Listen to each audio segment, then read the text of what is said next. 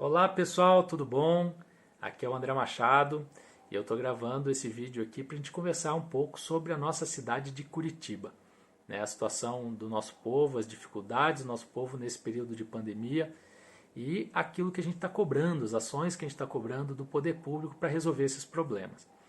Bom, nós iniciamos uma campanha de arrecadação de alimentos lá no início da pandemia, em conjunto a Casa da Resistência, o Instituto Democracia Popular, o Sindicato dos Bancários, o Instituto Edésio Passos, o Instituto Declatra, o Propulsão Local e o Mobiliza Curitiba, né, com o apoio aí do Brasil de Fato, do Sindicato dos Servidores Estaduais da Saúde, o Sindsaúde, e uma série de outras entidades que contribuíram muito para essa campanha. A campanha consistia em arrecadar recursos, arrecadar alimentos, né, e a gente comprar com esses recursos e distribuir esses alimentos em algumas comunidades da cidade. Nós focamos principalmente ali nas ocupações do SIC, né? E também compramos aí umas 500 cestas básicas e distribuímos aí em toda Curitiba e região metropolitana. O que a gente viu nesse processo de construção da campanha foi que os problemas sociais se agravavam, né? A fome na cidade se agravava a cada dia. Então, a cada cesta básica que a gente entregava, a gente tinha mais 10 pedidos das comunidades para serem entregues novas cestas. E a gente viu que as políticas públicas que estavam sendo adotadas pelas todas as esferas aí, tanto o governo federal, o governo estadual e municipal, ainda eram muito insuficientes para resolver esses problemas. A política mais importante que teve nesse período foi o auxílio emergencial, aquele auxílio que o governo Bolsonaro propôs de R$ 200 e depois a bancada de oposição ao presidente Bolsonaro conseguiu aumentar esse valor para R$ 600, depois e R$ 1.200, né, para algumas famílias no Congresso Nacional, e depois o governo teve que sancionar a lei pela pressão da sociedade. Esse auxílio foi muito importante, né? Ele é insuficiente porque vai precisar de mais auxílio do governo federal, mas ele foi importante. Mas para as pessoas acessarem esse auxílio, elas tiveram muita dificuldade. Então, um segundo passo da nossa campanha foi ajudar as pessoas a fazerem os cadastros, né? Então a gente ajudou centenas de pessoas a preencherem e depois acompanharem até receberem o recurso.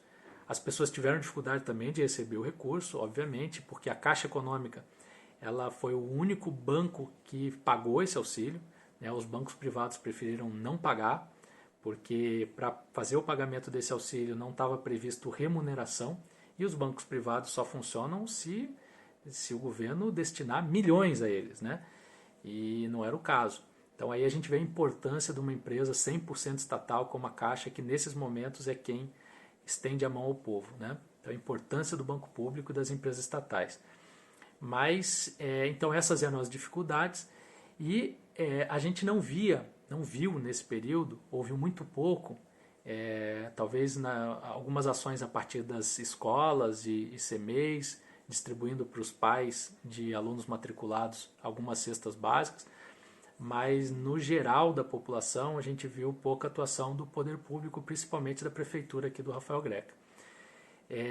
Então nós passamos por uma terceira etapa da nossa campanha, que seria apresentar um levantamento das políticas que a prefeitura principalmente adotou desde o início da pandemia e mostrando que do ponto de vista da assistência não tinha nenhuma política efetiva. E nós então propusemos 2 eixos gerais, já propusemos esse documento para os vereadores, para a prefeitura, para os conselhos, enfim, para o Ministério Público, em 2 eixos, né, em resumo. O primeiro é o fortalecimento dessa rede de assistência, para que se faça um diagnóstico da cidade, de onde estão os problemas, onde as pessoas estão passando fome na cidade. E um segundo, que é efetivamente utilizar o orçamento da cidade para comprar comida, para comprar materiais de limpeza, de higiene, máscaras, enfim, para distribuir para a população. Esses eram 2 eixos centrais aí dessa política que nós estamos hoje cobrando que a prefeitura faça. Mas o que a gente vê é que a prefeitura do Rafael Greca ela está priorizando outras coisas, né? Quem circula na região central da cidade, nos bairros considerados bairros nobres da cidade, né, os bairros da elite curitibana, percebe que a estratégia do Greca é fazer asfalto. né, nesse momento de pandemia, não que eu defenda parar tudo, né, mas que do ponto de vista do funcionamento das obras, enfim, coisas que têm que ser prioritárias agora é para resolver, para construir hospital para as pessoas poderem ser atendidas. Mas ao invés disso, o prefeito está fazendo asfalto em ruas boas. Então está se tirando asfalto bom para se colocar asfalto novo, né? Então é evidente que é uma política visando exclusivamente as eleições para ganhar a simpatia dessa elite curitibana, né, para ganhar os votos dessa elite curitibana nas eleições do final do ano. E ao mesmo tempo beneficiando os empresários de sempre, como os empresários do transporte coletivo, né? Os vereadores da bancada do prefeito, né, da bancada governista aqui do município, eles aprovaram uma lei que é um escândalo, né? É uma lei que muda a forma de remuneração para pagamento das empresas do transporte coletivo nesses 3 meses, né, que está considerando os 3 meses de restrição de mobilidade das pessoas, onde de fato caiu o número de passageiros dos ônibus, mas também reduziu o número de ônibus e o valor do diesel nesse período, mas os empresários estão dizendo que estão tendo muitos prejuízos, e para isso então o Greca, junto com a sua bancada na Câmara, mudou a forma de remuneração das empresas e a Câmara deu um cheque em branco para que o Greca pague aquilo que as empresas querem, né? Ou seja, os vereadores da bancada governista e o prefeito assinaram um cheque e passaram para os empresários preencherem o valor. E o que essa lei faz, o que é mais grave ainda, é que permite ao prefeito retirar da onde ele achar necessário, tirar do orçamento da onde ele achar necessário, pode tirar da educação, pode tirar dos servidores, pode congelar salário, enfim, o que ele quiser fazer, né, dá poderes aí que o prefeito não tem e não poderia ter para poder mexer no orçamento que foi aprovado pela própria Câmara Municipal. E não estabelece um limite, né? Os vereadores de oposição, inclusive, propuseram um limite de 60 milhões para poder fazer o pagamento a essas empresas, e nem isso a bancada do Greca na Câmara aceitou. Então é um escândalo, né? O que deveria ser feito nesse momento?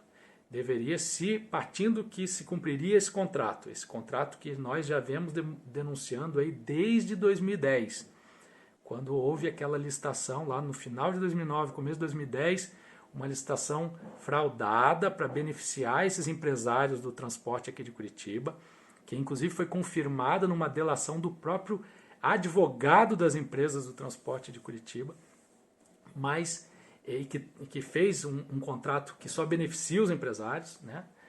Na época o prefeito era o Beto Richa, né? Então esse grupo que se perpetua até hoje e continua na prefeitura com o Rafael Greca, mas mesmo seguindo o que diz o contrato, o que deveria ser feito então? Apresentando um desequilíbrio maior de 5%, o que os empresários devem fazer então? Apresentar ao poder público o prejuízo, né, com fatos, com números, né, mostrando onde que ele teve que gastar mais, como é que está esse custo, e o poder público recebendo essa demanda dos empresários, ele tem que encontrar a melhor maneira, seguindo a partir dos interesses públicos, de resolver saldar essa dívida com os empresários, né? Então, como que se poderia ser feito isso hoje? Poderia-se sugerir às empresas a contraírem um empréstimo bancário, poderia-se alongar essa dívida, pagar em 1 ano, 2 anos, poderia-se pensar esse período que é extraordinário a ser computado na tarifa dos próximos anos, enfim, havia uma série de possibilidades a serem adotadas, mesmo se considerando seguir este contrato, que é fruto de uma fraude lá de trás que a gente questiona. Mas seguindo este contrato era possível uma série de ações pensando a partir do interesse público. Mas o que se pensa não é a partir do interesse público, mas sim o interesse dos empresários. E os empresários não abrem mão de receber agora, no meio dessa pandemia, onde o poder público precisa de orçamento para fazer uma série de políticas para o povo da cidade, para pagar os empresários, né? O Greca chegou a falar numa entrevista com a CNN que poderia chegar a 200 milhões de reais. Com esse dinheiro era possível resolver uma série de problemas. né? Nós estamos vendo aí os nossos micro e pequeno empresários aqui da cidade, né, com dificuldades enormes para poder manter os seus negócios, com dificuldades enormes para poder fazer a política de isolamento social, para poder ficar fechado nesse período e poder preservar a vida dos seus funcionários, a vida dos seus clientes e as próprias vidas dos empresários. Nós tivemos inclusive um movimento muito interessante, assinado aí por mais de 150 empresários da cidade, que defendendo o isolamento social, a importância disso, mas essas pessoas precisam de um auxílio, elas precisam de um apoio do poder público. E certamente esses 200 milhões de reais seria possível atender a demanda desses micro e pequenos empresários, seria possível atender a demanda daquelas pessoas que estão passando fome, dos artistas que estão precisando de uma política pública na cidade, porque as atividades artísticas estão todas paradas. Enfim, era possível resolver muitos dos problemas que nós estamos vivenciando hoje se a prioridade fosse efetivamente o povo da cidade. Então, nós estamos hoje cobrando que haja uma política efetiva, já emergencial, para resolver esses problemas. Dinheiro existe para isso, condições existem para isso, mas é necessário ter vontade política, é necessário que a prioridade realmente seja essa. Nós entramos, inclusive, a partir do Diretório Estadual do Partido dos Trabalhadores e do Diretório Municipal do PT aqui de Curitiba, com uma ação direta de inconstitucionalidade dessa lei, para que ela seja derrubada e que seja refeito esse acordo para que a gente pense a partir do interesse público. Ao mesmo tempo, a Plenária Popular do Transporte, que reúne aí vários sindicatos aqui de Curitiba, entrou com uma denúncia no Tribunal de Contas do Estado, né, para que o tribunal impeça que o município repasse esse recurso para os empresários e também no Ministério Público, para que o Ministério Público possa atuar junto a essa denúncia no Tribunal de Contas e junto a essa ação que foi ingressada no Tribunal de Justiça. Então, nós estamos agindo com todas as dificuldades nesse momento, né, que nós não podemos chamar nenhuma mobilização de rua, que seria muito necessária hoje no enfrentamento a essa prefeitura aqui da cidade, mas para exigir que o povo da nossa Curitiba seja respeitado. E isso é importante hoje. É possível fazer e a gente precisa lutar muito para que isso seja feito. Então, vamos lá, eu vou aqui atualizando todos com as informações sobre essas ações e vamos cobrar junto aí, cobrar os vereadores, cobrar o prefeito, cobrar o governador do estado também, que pouco fez nesse período para ajudar as pessoas, os créditos que as pequenas e microempresas estão precisando, estão parados, não conseguem acessar. Enfim, uma série de ações que são importantes hoje, que o poder público está devendo e muito para a sociedade, para que todos possam se preservar, porque é importante que as pessoas fiquem em casa, se preservem a vida, que possam estar se isolando para que não tenham contato social e que a gente possa vencer o mais rápido possível essa pandemia. Então eu vou atualizando vocês aqui e a gente vai continuando lutando por uma Curitiba mais humana para o povo da nossa cidade. Tá bom? Valeu!